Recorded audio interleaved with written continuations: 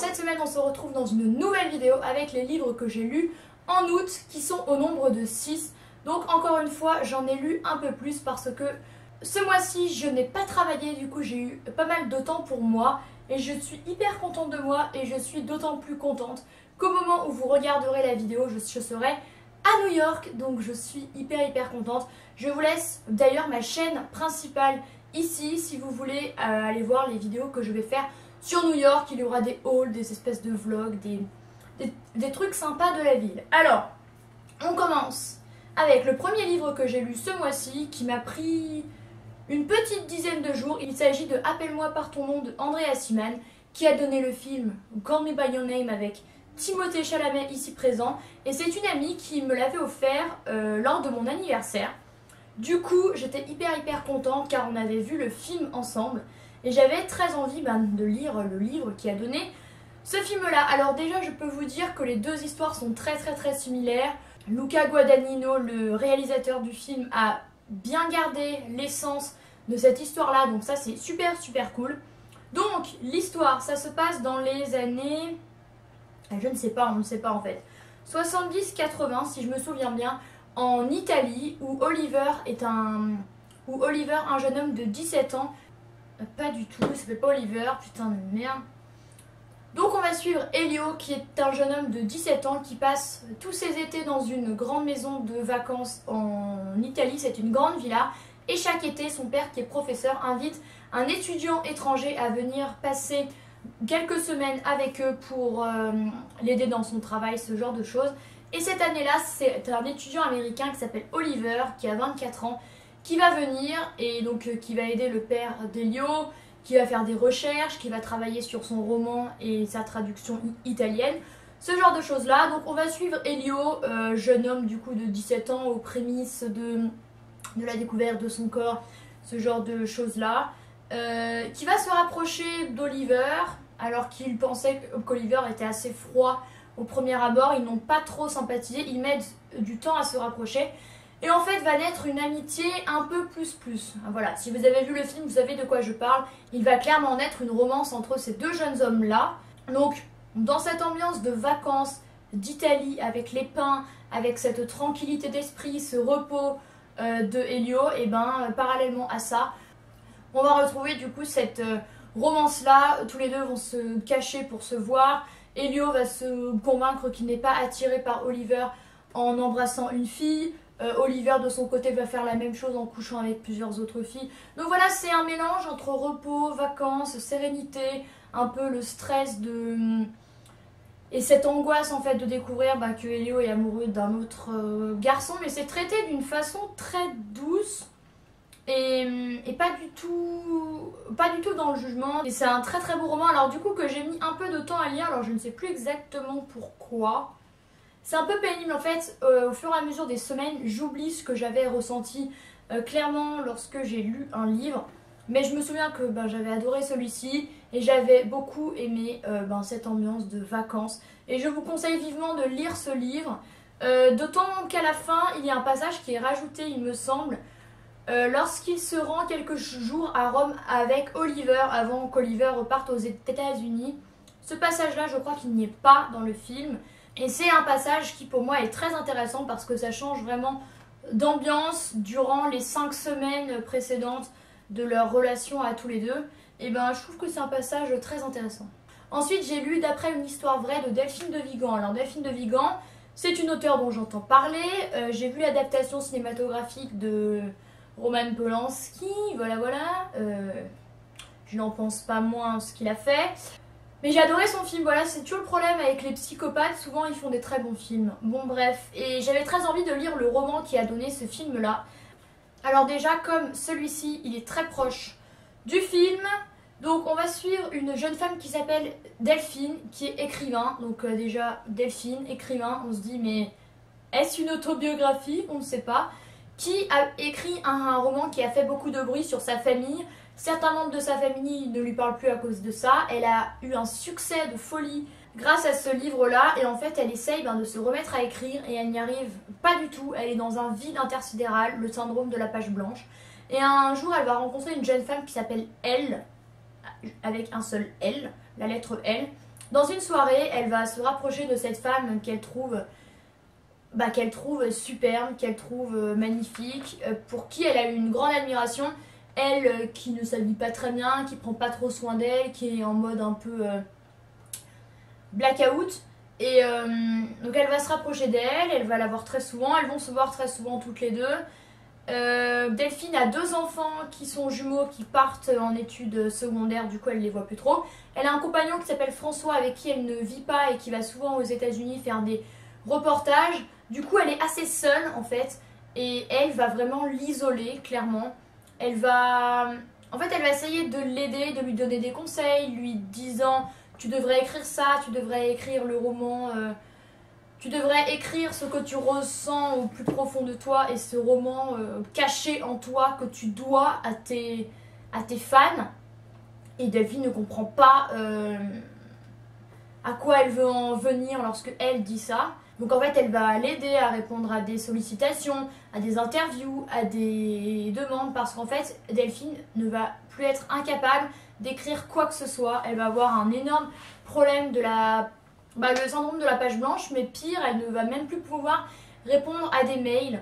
Donc c'est elle qui va s'en charger. Elle va même se faire passer pour Delphine lors d'un entretien que Delphine ne se sent pas d'assurer du tout. Donc ça devient vraiment vraiment malsain quoi, cette espèce d'échange d'identité. Et elle qui prend de plus en plus de place, qui est toujours là lorsqu'il arrive quelque chose à Delphine. On se demande si c'est pas elle qui fait exprès finalement. Et c'est assez très malsain, voilà. D'ailleurs le livre est divisé en plusieurs chapitres. Un qui s'appelle Séduction, c'est cette admiration qu'elle a pour elle, c'est cette attraction un peu physique, même si elle n'est pas du tout amoureuse d'elle. Ensuite on a Dépression, clairement lorsqu'elle ne va plus être capable d'écrire quoi que ce soit, qu'elle va se faire isoler et qu'elle va même pas s'en rendre compte. Et Trahison, et là on va voir pourquoi. Mais c'est un très très beau livre. Alors juste la différence, j'ai trouvé, c'est que dans le film, Delphine est encore plus isolée car il n'y a plus que elle, avec un grand L, alors que dans le roman, elle a tout de même son copain et ses enfants. Mais bon, c'est pas pour autant qu'elle est moins seule, hein, voilà. Alors quand je dis c'est un très beau roman, oui, enfin j'ai adoré, mais c'est un roman tout de même très dur sur la popularité d'une écrivain, sur tous les problèmes que peut rencontrer un écrivain. Et ce qui est absolument fascinant, c'est que c'est une espèce d'autobiographie, hein, apparemment. Le fameux livre qu'elle a écrit qui a fait énormément de bruit, c'est Rien ne s'oppose à la nuit, qui est son premier livre. Et du coup, c'est génial parce qu'il y a plein de références à sa vraie vie.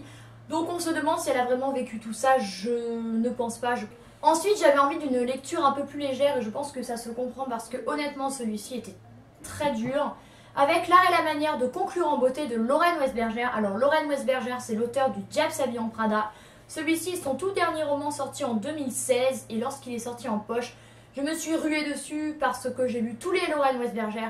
D'ailleurs, je vous ai filmé une vidéo, un focus sur Lorraine Westberger que je vous sortirai milieu du mois, je pense. Et du coup, dans celui-ci, on va suivre une jeune tennisman qui s'appelle Charlie Silver, qui a 24 ans au début du roman. Ça fait 9 ans qu'elle est une tennis woman, enfin qu'elle joue au tennis de façon professionnelle. Elle a une coach avec elle qui s'appelle Marcy. Les deux jeunes femmes sont très très proches.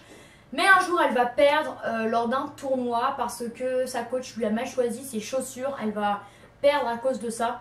Du coup, elle va la virer. Elle va engager un autre coach qui s'appelle Todd Feltner, qui est hyper réputé dans le monde du tennis, qui a remis sur pied pas mal de grands joueurs.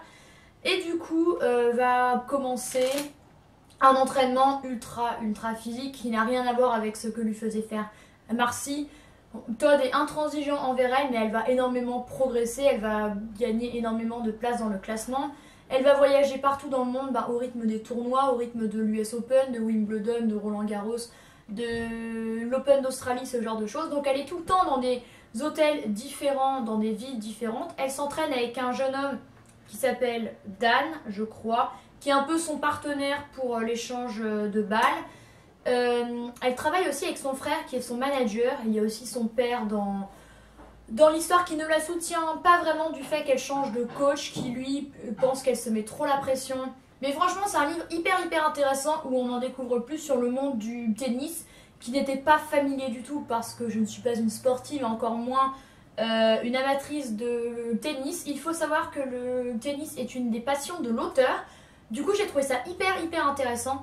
Et dans ce livre-là, on va voir les trahisons, les coups bas par rapport à Charlie, toutes les concurrentes face auxquelles elle va être exposée, qui parfois, c'est un monde assez impitoyable et cruel. Elle va sortir avec un Espagnol qui s'appelle Marco, qui est plus beau que intelligent, avec lequel elle va avoir une relation, voilà.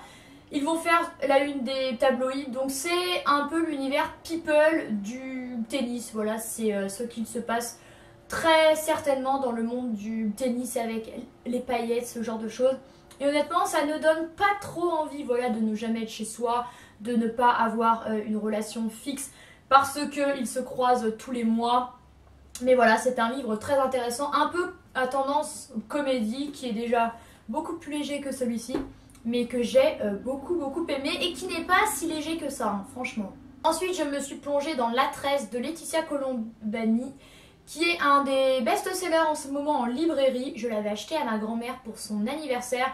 J'avais une amie qui m'en avait parlé et lorsqu'il est sorti en poche, je me suis dit c'est l'occasion. Donc en fait, on va suivre 3 femmes qui vivent dans 3 pays différents. Donc on va suivre Smita en Inde, qui est une intouchable. Alors une intouchable, c'est la classe la plus basse. Ça veut dire qu'elle n'est dans aucune caste et qu'elle est considérée comme une moins que rien, qu'elle fait les pires travaux, genre nettoyer la merde des gens au propre comme au figuré et manger du rat. Et en fait, elle rêve de voir sa fille évoluer et avoir une meilleure vie que la sienne en l'envoyant à l'école. Sa fille s'appelle Lalita, mais lorsqu'elle va à son premier jour de cours, ça ne va pas se passer comme prévu. Elle va se faire lyncher par le professeur parce qu'elle appartient à la classe des intouchables. Et Smita elle-même nettoie clairement la merde des gens. Ça veut dire qu'elle va dans les latrines des castes les plus riches et qu'elle nettoie à main nue. Bref, ça c'était assez violent. Et donc voilà, on va suivre Smita qui souhaite une vie meilleure pour sa fille. Et vu qu'elle va se faire rejeter de l'école, elle va partir avec sa fille sous le bras dans une destination dans le but d'avoir une vie meilleure. Ensuite, on va suivre Giulia, qui est italienne, qui travaille dans une usine de cheveux en Sicile, qui est l'usine de son père. Elle a à peine 20 ans et en fait, l'usine est spécialisée dans les cheveux, par exemple.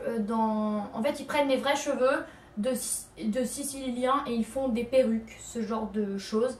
Et en fait, Giulia va se rendre compte que l'entreprise est à la ruine, qu'elle va fermer et son père est très malade, il lui a caché. Donc du coup, Giulia va devoir trouver un plan B pour essayer de sortir l'entreprise de la crise et c'est lié à Smita. Voilà. Et ensuite, on va suivre Sarah, qui est une avocate canadienne qui travaille comme une folle, qui laisse un peu sa vie privée de côté malgré les 3 enfants qu'elle a, qui essaye vraiment de se faire une place parmi le cabinet où elle est associée, parce qu'elle est une femme. Déjà c'est compliqué de s'imposer, elle laisse vraiment sa vie privée de côté pour montrer qu'elle en veut, sauf qu'un jour elle apprend qu'elle a le gène BRCA2. C'est le gène qui est responsable du cancer du sein et sûrement celui de l'utérus, qui est un gène qui est fortement développé chez les femmes juives ashkénazes et c'est son cas. Il y a une chance sur 40 qu'elle ait ce gène là et c'est le cas.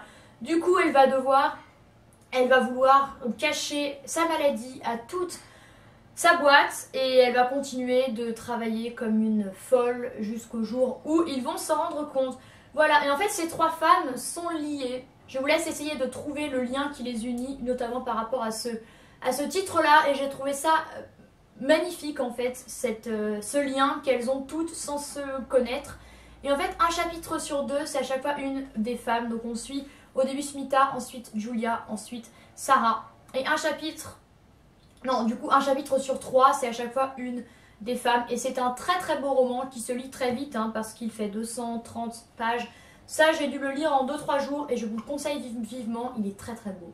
Ensuite, une autre histoire tout aussi pas très facile que celui-ci. Il s'agit de L'intérêt de l'enfant de Ian McEwan. Encore une fois, c'est un livre que j'avais acheté pour l'anniversaire de ma grand-mère qu'elle m'a prêté. Et c'est le livre qui a donné le film My Lady avec Emma Thompson, que j'ai vu avant de lire le livre et qui est absolument génial, que je vous recommande. Le livre et le film se ressemblent beaucoup, du coup j'étais très contente.